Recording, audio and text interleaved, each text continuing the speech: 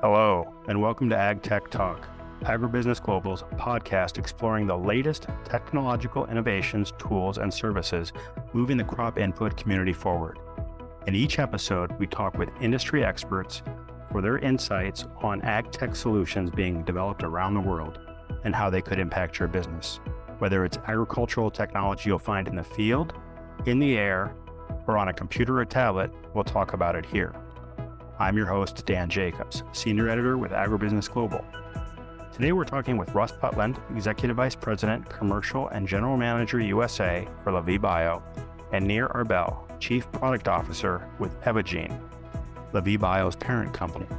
In this two-part podcast, we will be exploring how Lavie Bio used Evogene's MicroBoost AI technology engine to help develop a pair of new biological products. The first half of our discussion focuses on the technology, MicroBoost AI, and how it led to those two new products being developed. The second part will focus on the challenges of bringing those products through the regulatory and adoption processes. Hello, Russ and Nir. Thanks for being with us today. Let's do a little bit of background on the company. Maybe you can give me sort of that elevator speech, as we say, that 30-second background on, what it is you're offering and what you're doing and what sort of separates you from, other players in the market. So Lavie Bio was born out of Evogene, which is our parent company, who provides us, the technology and the AI, big data, and that foundation. We strive to improve food quality, sustainability, agricultural productivity, and we do that through the microbiome, right? Through microbes. That's the whole idea. And in doing that with microbes, we have to leverage that technology to be able to do that. So that's kind of the high-end view of what we try to do. And really it's about replacing synthetic products or enhancing food production to be healthier, sustainable. And to do those two things, you've got to have productive agriculture and you've got to have increased value. It's nice to have an altruistic view of the world where we're going to, make it a better environmental place and we're going to save our soil. But in order to do that, if you don't have financial sustainability underneath it all, it fails. The product's got to stand and produce more or produce better or produce attributes. There's a whole bunch of different ways you can do it. But at the end of the day, it has to be financially sustainable.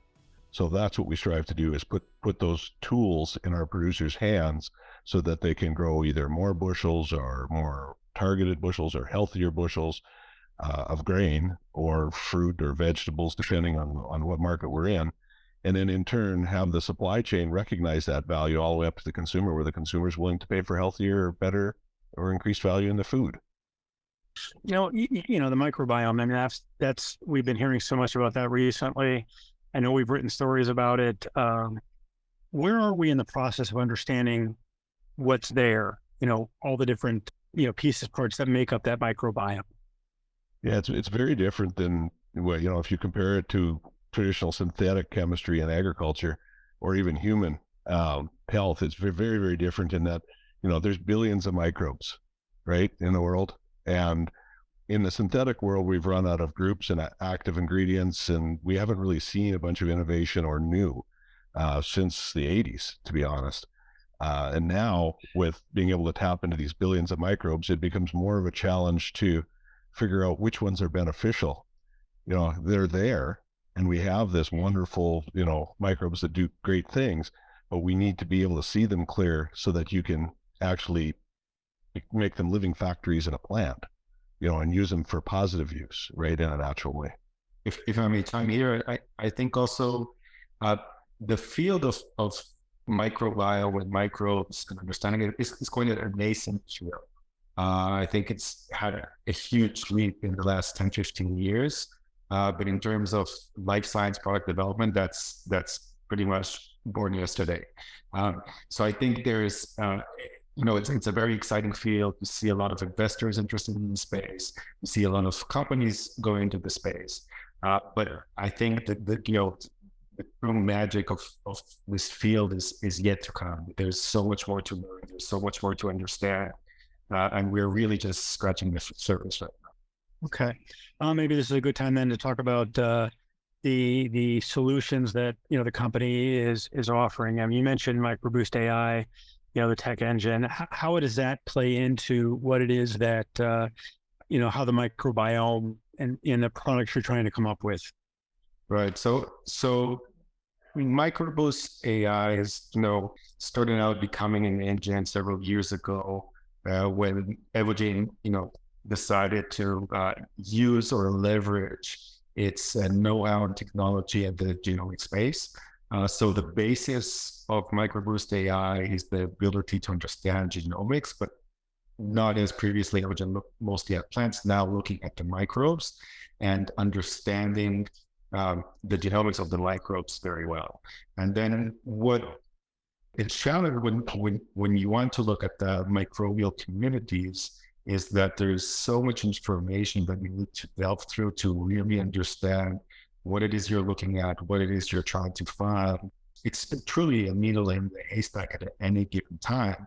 So what we are trying to do with coming up with our solutions is to deconvolute those, very challenging questions. So the basis of MicroBoost AI was to collect a very significant amount of genomes, of microbial genomes, and break those down into genes. And those genes and then in turn, understand what their functionalities are and to group them together. So we have, if not the biggest database, but one of the biggest databases in the world for microbial genes and their functions, which is Catalan. So we are able to cluster genes together towards understanding what are those functionalities, and that can be leveraged by Lavie, obviously, because when they are looking to develop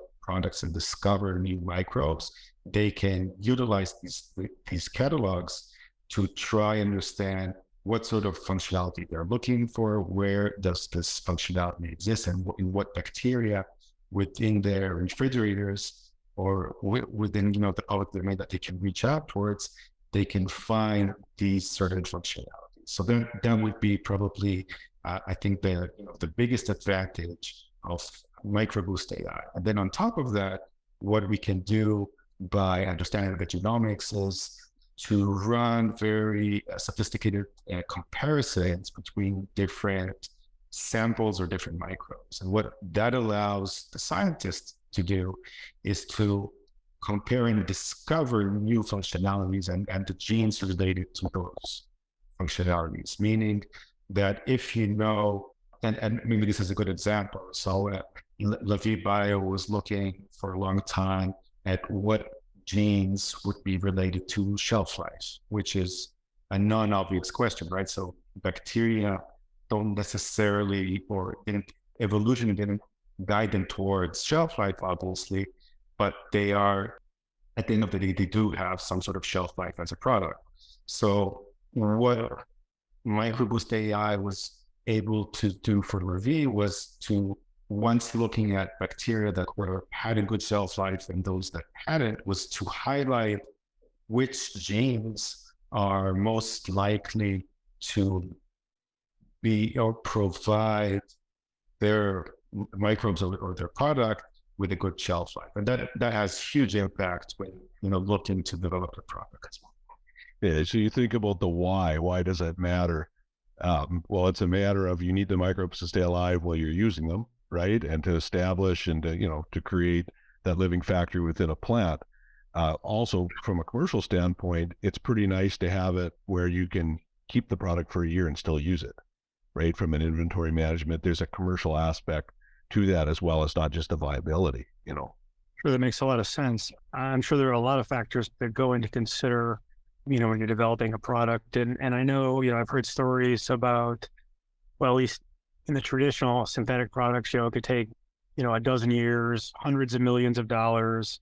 And then that's the product that actually makes it, and that's you're not even counting all the things that you try and, get a year into it and figure out it's not working and then sort of start over or revamp or whatever. Are there advantages? I mean, does it save you time? Does it save you money? I mean, are you be able to explore more options early on? I mean, what are some of the other advantages to be able to use, an AI tech engine, to look at these issues. And again, as you mentioned, Russ, there's billions of microbes out there, and trying to figure out how they all work together. Some you have in some places, some you don't have in other places. I mean, there's just the variables. The permutations just are probably practically endless. Is that what this can help with? I'll maybe just walk through a high level of our process and then let Nir speak to the technology underneath it. I think it would serve us well. So it's not different than synthetic chemistry in that you start with a product requirement, right? We have to know what we're trying to build, why we're trying to build it. We've got to think about what it's going to cost to build us, and what the cogs are going to be to build it, and whether it is usable in today's environment and regulation. So all that piece gets, what is the need and what does that product look like? And the closer you get that at the start, the better you're going to be through the whole process. Then it goes kind of into Nir's world where, they've mapped these genes into functions, and, that's all being done and cataloged, right? And, we've had a catalog that was called Taxon that we purchased. We've got some, public domain microbes that we know a lot about, and then we've added to that. Israel's a great place to source microbes because you have all different climates, right? So you've got a whole bunch of diversity right in the country. So it's very fortunate for us. And as you map those, you start to pick out the single microbes or the consortia of microbes that fits that product requirement. And then MicroBoost takes over, right? You start to pull from there and pull combinations. And, I've heard our science leaders say that, there's combinations come out as suggestions that this will work, that traditional science just wouldn't put together. It's just not a reality. Nir, you want to take the technology piece maybe a little deeper? Sure, of course. So I think, Russ, spoke exactly to the point, and I think that and this is something that's crucial for people to understand that, the computational is not there to give out a final product. So no one is expecting that we put information into the computer and some sort of AI that would give out a single microbe that is, the perfect solution. The whole point of what we're trying to do is de-risk the entire process by identifying a fewer and more achievable amount of microbes that you can test, and that would give you the insight that it actually works and the prediction was good enough. So that I think that the way that efficiency and cost saving works is that as Russ mentioned, right? You start out with the product requirements. You try to understand what it is you need. You can go to the catalogs and kind of pick out the genes that you need in advance. But usually what would happen is that there would still be some functionalities that you're not absolutely sure what are the related genes. And then building out the correct experiments that would, come from either the public domain for publications, or would come out, from the experimental aspects of the company, and feeding them correctly into the algorithms that can then flush out, the highest rewarding genes for that functionality. And the point at the end would be is, connecting all those dots together. Because if you want just an efficacy aspect, it's quite easy to find, right? Because you would easily find a bacteria that is, antifungal, or anti-insects, and so on and so on. But then that's not, then does not fulfill all the product requirements. You need COGS as well. You need regulatory aspects as well, and combining all of those together in a quite efficient and rapid pace is what allows the scientists to come out with what they feel is the best potential product, and to test that out. And that's with the simple solution of coming up with only one bacteria as a product. Once you want to look for more than one bacteria to build a consortium, then everything I said gets, exponentially more complicated. And it's a necessity to use computational tools here, because teaming bacteria is definitely not straightforward. So figuring out how they would work together is a very challenging question. There are multiple solutions out there, but using computational tools is very, very effective towards that. So combining all these attributes together is what is key. But then really testing them out and making sure that it works is what really saves cost and time. And maybe just as a last point, that, like I mentioned previously, looking at shelf life is also key, right? And that's definitely a time and cost saving, because the attrition rate for bacteria that have poor shelf life is around 30%. Meaning, and just to be reminded that shelf life is usually the last thing that you test, because you go through the entire process and develop your product, and then the last thing you'll do is grow it and then put it on the shelf and test it every few months to make sure that it's sustainable and has a long shelf life. And if you figure out 6 months later that shelf life is bad, then you have to go back, right? And with a 30% attrition rate, that means 3 or 4 up to out of every 10 products that you develop would fail at that point. So by being able to predict what are the genes that would contribute to shelf life and scanning the bacteria from the get-go and making sure that they contain these genes would really reduce the risk of failing at that conflict, and that would save a lot of time.